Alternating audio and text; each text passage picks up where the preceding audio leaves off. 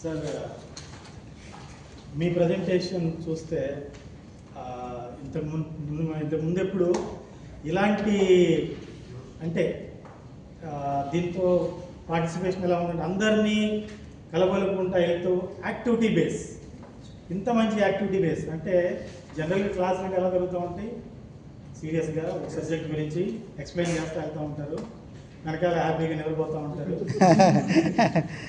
Okay, ultimately ఏంటంటే వాళ్ళు వచ్చిన గోల్ ఏంటంటే సబ్జెక్ట్ డెలివరీ, పీపీటీ కంప్లీట్ చేయటం, అయిపోతుంది వెళ్ళిపోతారు, జనరల్గా అలా ఉంది. కానీ ఈరోజు చూసింది ఏంటంటే రియల్లీ సర్ప్రైజ్, ఇంత ఎనర్జెటిక్గా యాక్టివ్గా మనల్ని అందరినీ నవ్విస్తా కవ్విస్తా ఈ సబ్జెక్ట్ని చాలా సారవంతంగా మనకి మెదడులోకి ఇంజెక్ట్ చేశారు.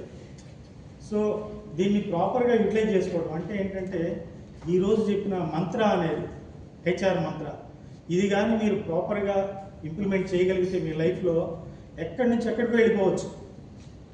ఓకే, నా చిన్నతనంలో మీ వయసులో నాకెవరు ఇంతగా చెప్పేవాళ్ళు లేరు.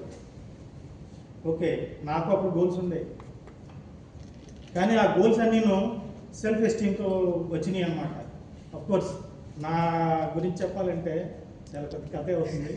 జస్ట్ యాక్చువల్గా అంటే వెరీ పూర్ ఫ్యామిలీ నుంచి వచ్చాను, చదువుకోవడానికి డబ్బులు లేని పరిస్థితుల్లో ఇంటి పక్కన హాస్టల్లో చదువుకున్నాను.